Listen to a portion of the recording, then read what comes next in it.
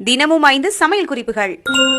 முள்ளங்கி இலைய தூக்கி போட்டுடாம கொஞ்சம் எண்ணெய் விட்டு வதக்கி மிளகாய் வற்றல், உளுத்தம்பருப்பு, பெருங்காயத்தை வறுத்து அதுல சேர்த்து துவையல் மாதிரி அரைச்சு பாருங்க. சுவை அசத்தலா இருக்கும், சத்தும் அதிகம், உடம்புக்கும் நல்லது.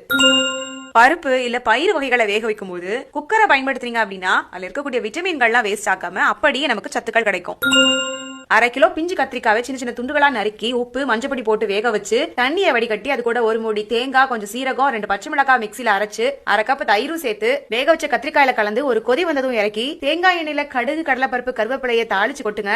இந்த கத்திரிக்காய் கொச்சினோட சுவை அபாரமா இருக்கும். சாதம், சப்பாத்தின்னு எல்லாத்துக்கும் கொஞ்சம் சாப்பிடலாம். டேஸ்ட் அள்ளிடும்.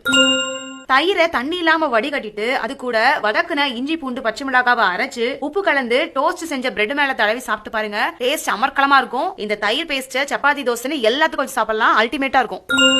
நீங்க நான்வெஜ் சமைக்க போறீங்க அப்படின்னா வேக வைக்கும் போது கொஞ்சம் பப்பாளி துண்டை சேர்த்து வேக வைங்க. இறைச்சி பதமா வெந்துடும்.